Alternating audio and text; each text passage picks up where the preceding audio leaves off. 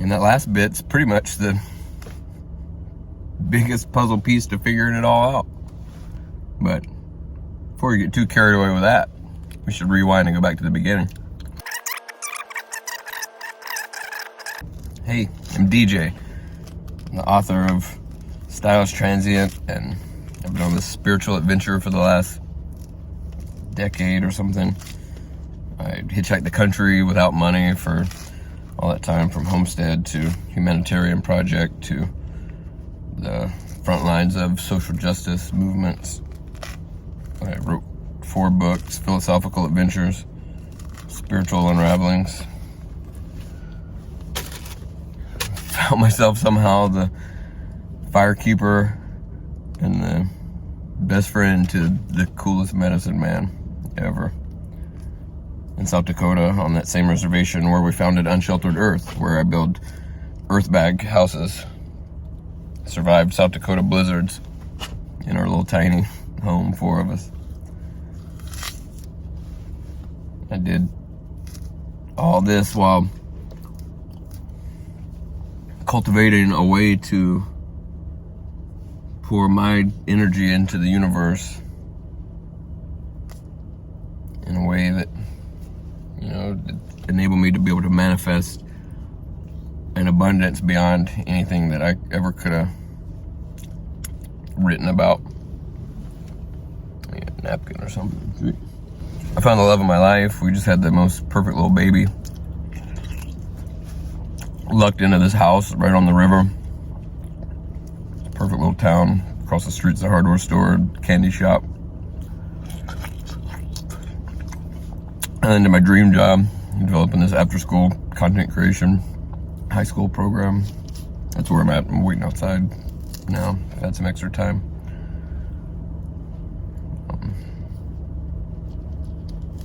We've had this most rad community of mutual aid here in Toledo.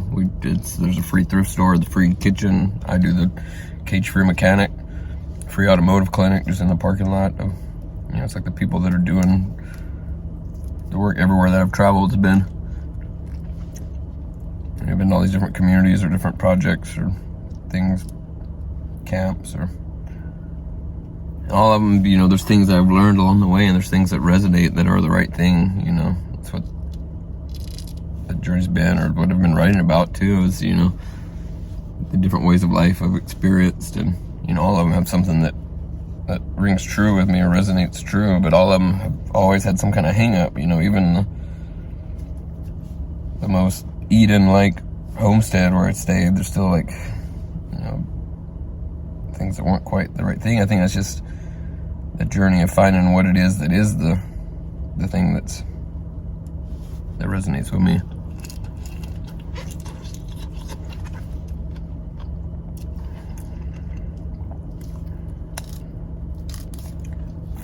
And so this community here, they're doing the work. A lot of the communities maybe are living the natural way, but they're not doing the work. It's an important time to be alive right now. We're all here for a reason. To be here at this time in the planet's life and story and evolution. Holy cow. We're all here for a reason, and that reason will it'll resonate. It'll do something to this space, heart space. It feels right. It feels like your passion. It feels like your thing that you would do if you could do anything and money wasn't a thing. It's just it's your true calling. That's the thing that you spend your weekends doing, or saving up your vacation time and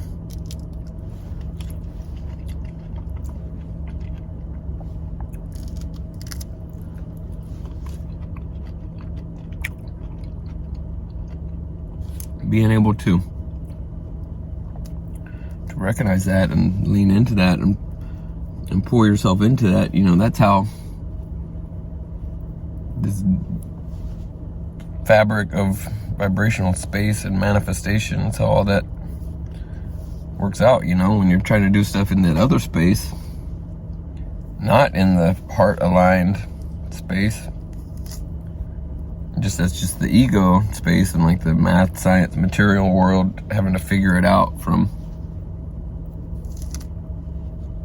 this side of it, you know, not just being able to lean in and trust that if you're doing the work that's on your heart, that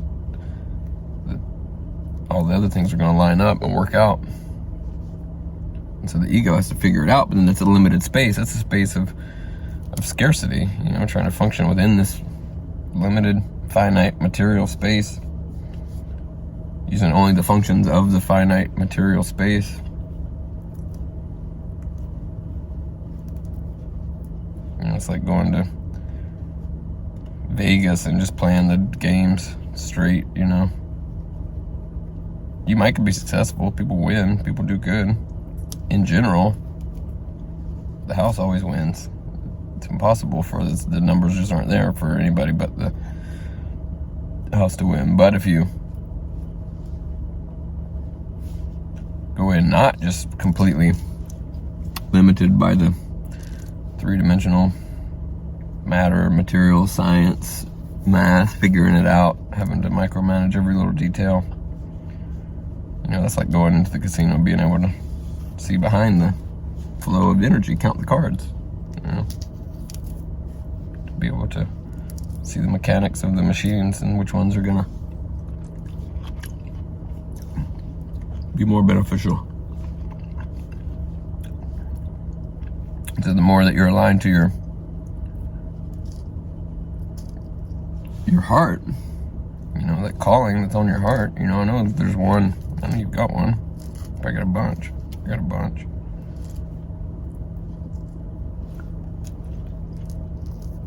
The more you're aligned to that, the more things open up, the more opportunities open up. The more you're able to take the opportunity because you're committed to this thing that's on your heart. You're not having to fit it into the schedule of, you know, that's the thing with the ego space, the functioning just within the material space and doing the work that's on your mind. And, you know, you have to be on that schedule for those things. You have to work twice as hard to make things happen because there's no space to stop and go with the flow. You know, it's like there's this mountain, right? The mountain of enlightenment.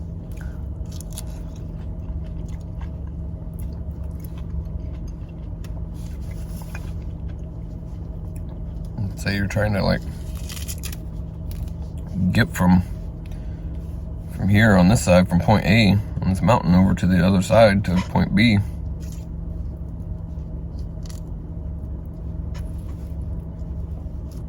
You know, if you're operating just within the mind, the material, the ego, micromanaging, figuring it all out, you know, only trying to do it all from within the material, the matter, the science way. That would say, you know, math would say point A to B, you go straight through. You dig a hole straight through this mountain, right? That's the easiest way to get over there, fastest way, most efficient way. Always sees what's right in front of us. Right in front of us is a mountain.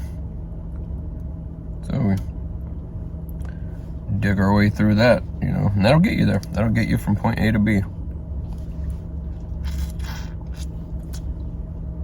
It'll be a lot of work, be a lifetime of work.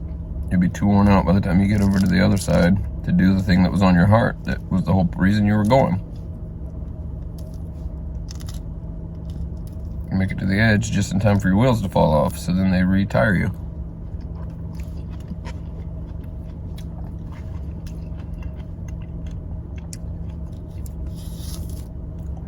That's doing it in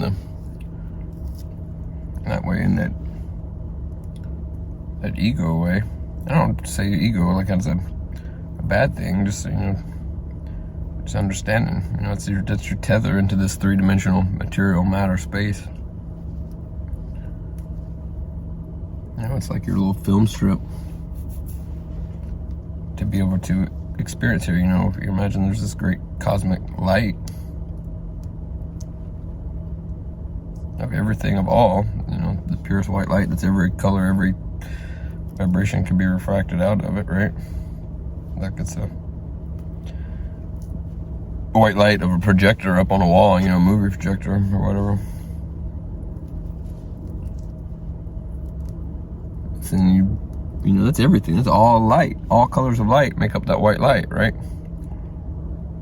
And so that's up on the wall, so, you know, it's everything is on the wall, but you walk into a room and you say, oh, there's nothing on. Yeah. Blank. No movie. Well, no, that was all the movies, right? So by putting a, you know, the film strip, a negative of these super concentrated vibrations, super concentrated colors that block out all the colors you don't want to see, so you can see a limited amount of the color spectrum.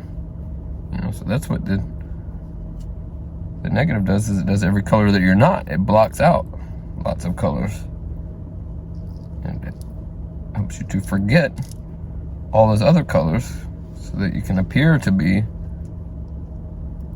one particular color and experience, you know.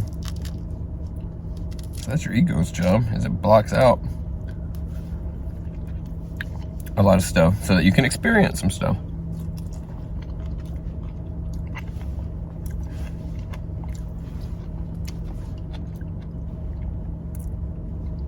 You know, that's the fun of being here, is that you can forget that you're the infinite light of the universe.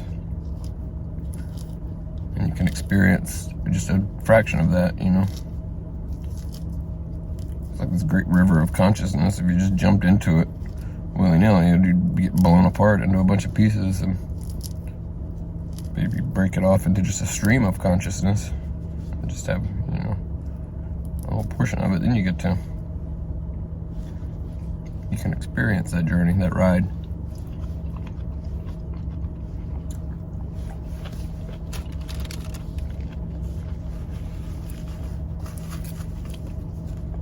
You know, so you think about this mountain, right? We're digging our way through this mountain. It takes 65 years or whatever. Slug through, and you can do it. You can get over there, and if it seems like you're not doing it, then work twice as hard. Because we know that doing it's getting there, but sitting around and being lazy, waiting for the right time to do it, that's not getting anything done. You just got to get out there and do it. But it turns out waiting for the right time is a lot to do. That actually can do a lot.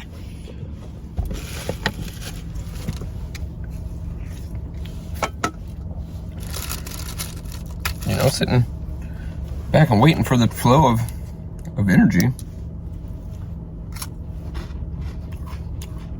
You know, it could be the cosmic forces to align, or just simple things, you know.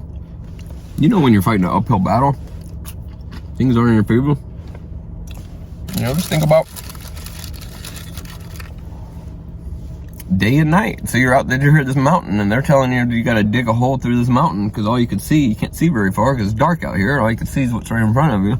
And you know where you got to get is way over there because the machines calculated it and told you. Imagine it's just this map on a video game. Everything's dark, and except for this one spot. And so that's where you're digging, because that's the way on the map that's being illuminated, is that way. If you stop and quiet your ego, sit in stillness, you know, develop a practice of being able to let the ego let go of control and having to fight, you know. And I think let your ego know that your heart's got this, you know, and the more that you see that and can trust in that, the more your ego can let go, because it knows that everything's working out.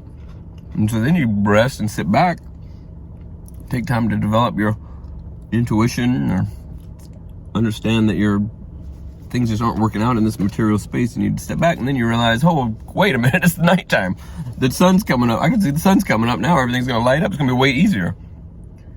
You know, that's not even some woo-woo metaphysical stuff. Just if you wait for the energetic cycle of the Earth to spin on her spiral as daytime comes up, it's going to take less energy to dig this tunnel, right? Just electricity. It's going to take less electricity to heat and to light it up. And each person is going to take less electricity, less calories, because they're warm and it's easier. Yeah, wait for the right time. You waited for the right time to go dig that tunnel, and it made it easier. Science math might have said you got to do it now because now's the time to do it, or they might be running a 24-hour cycle or whatever, but that's the cycles of energy throughout every dimension of the cosmos operate this way. But this one's easy to see, just daytime, nighttime, you know. You don't want to dig a tunnel through a mountain at nighttime. You don't want to do it in the winter when it's darker and colder. You know, it's just the cycle. I think certain things are easier to do in the summertime with longer days and warmer weather in the daytime.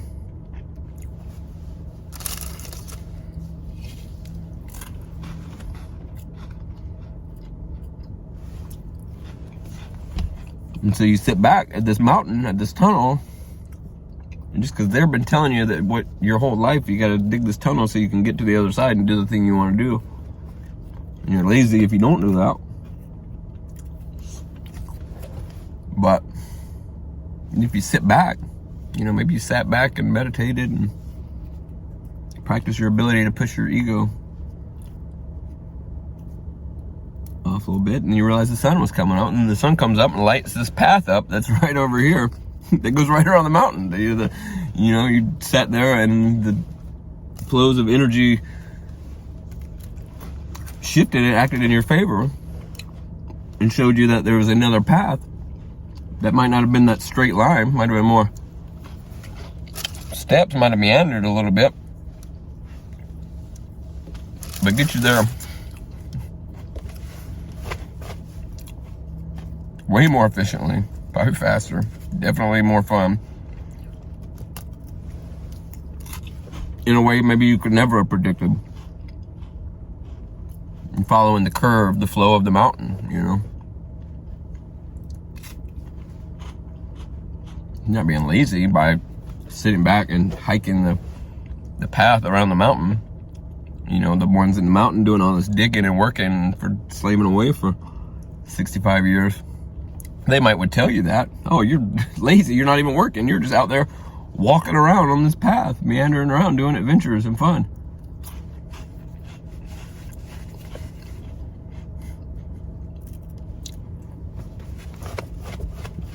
Not doing any of the work that we have to do while you're just on this path that's going to get you over to the other side of the mountain way faster. Now you're going to be doing the things that you were on your heart to do the whole time.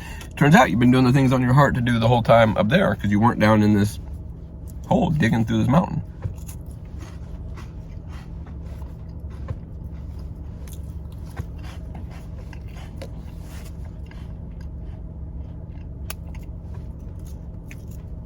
Then you really start to get in tune with the flows of energy. Maybe you realize, you know, the wind blows down the side of the mountain certain times a day and blows up that other side other times a day.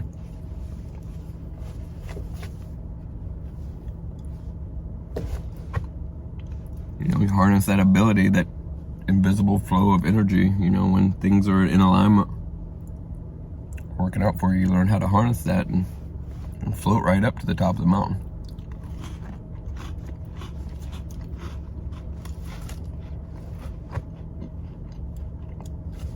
If you came to this giant cliff, you know, science would say climb up it. You know, sitting back and waiting, maybe you'd discover the path that goes around it. Or, yeah, what if that wind just carry you right up to the top? You know, the top of this mountain, the mountain of enlightenment, you know, it's a good place up there. Ultimate perspective, right? See every direction.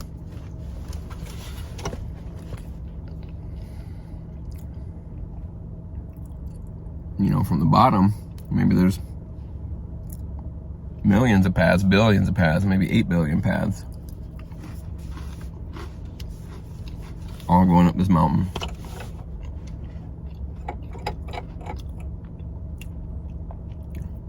You know, at the bottom is that crew that's digging the hole through the mountain, you know.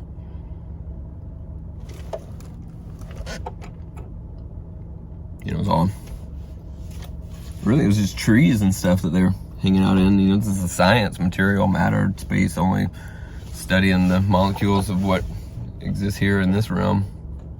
You know, it's investigating the trees, cutting them apart, figuring them out, doing science, you know, not even really understanding you're in a forest, because all you really knew was what was right in front of you. And you one day find this mountain, so obviously you just dig a hole right through it, where having a perspective above that space and understanding you're part of a forest, understanding there's a whole mountain to climb right over there. And so you set out to climb it. There's 8 billion paths. Which one are you going to take? Some of the paths tell you, this is the only path. All other paths go down. This is the one you got to be on. Holy cow. That sounds like, yeah, we should do that one then, because I don't want to go down. You know, lots of, you know, millions of people walk that path, right? There's a whole book about it, and there's books about that book, and there's, you got your guide up front that talks to the person that's already up top, and you know, it's a good path. You can take the whole family on it. But maybe it's not for everybody, you know. Especially, you know, some of the people on that path tell you you can't believe in the trees. Or you can't believe in the molecules and the science. You know, you can't believe in the science of what you know to be true from science, because we're on this path and we have to follow what some people wrote in this book about it a long time ago. So maybe that path's not the right one, so you get off and then you're kind of meandering around, kicking rocks, still stumbling uphill. You know, you're still going up the hill. All paths lead to mountain, right?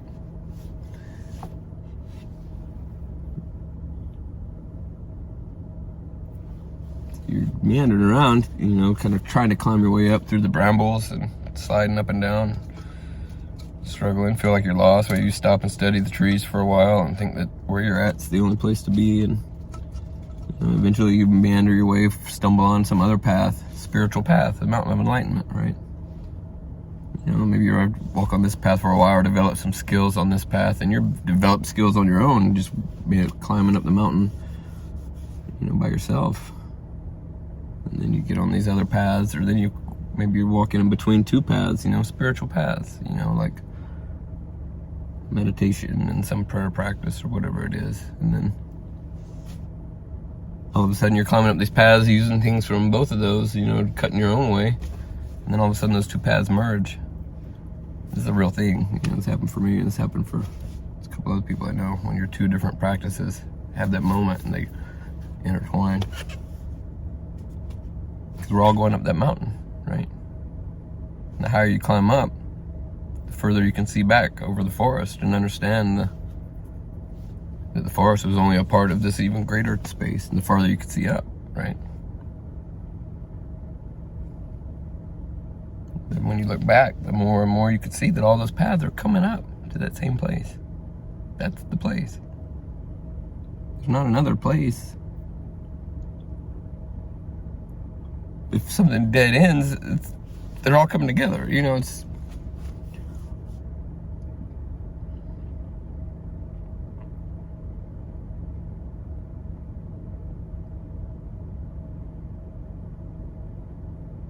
You know, that top, that's that projector light, right? It's the light of everything. And so you came here with your ego to tether you into this three-dimensional material forest, trees, so you could experience this. Because you can't experience this if you can remember all that other stuff. You know, if you can remember the top of the mountain, you can't ever go back into the forest and believe that that's all that there is.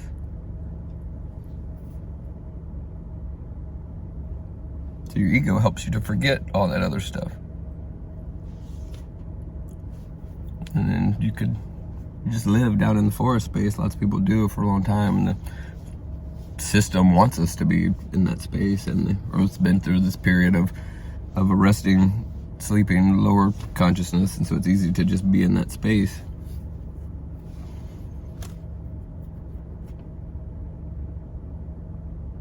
But then a lot of us don't stay in that space. And now currently in this chapter of the Earth and the universe and humanity, lots of people are stepping out of this space. You know, if you're here, if you've been watching this thing this long, I'm sure you're golden.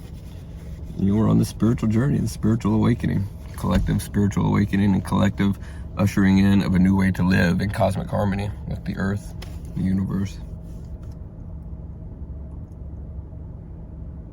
So that's cool. And so your ego allowed you to be in that space.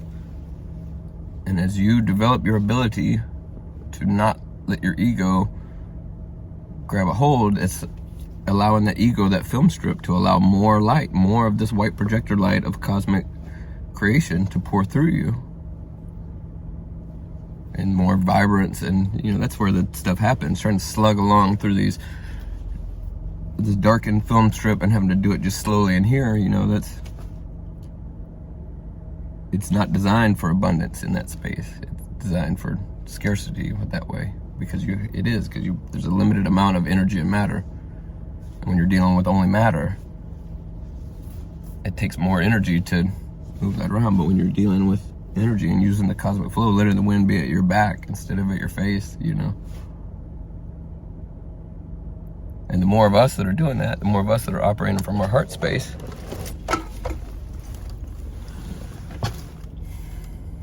it's happening. People are waking up. I've been writing about this kind of stuff for a long time, and people thought I was nuts.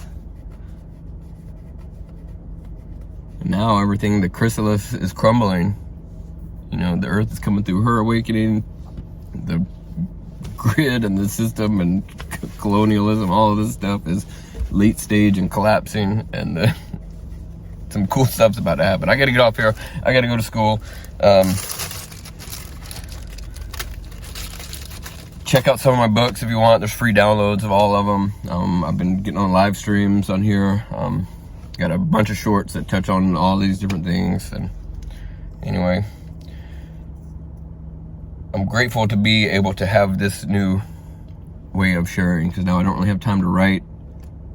And so as I'm developing a way to balance both the energetic side of manifestation and the material, and developing my understanding of that and how to bring that outside of the woods and ceremony space and bring that into the real world, the concrete computer job money world.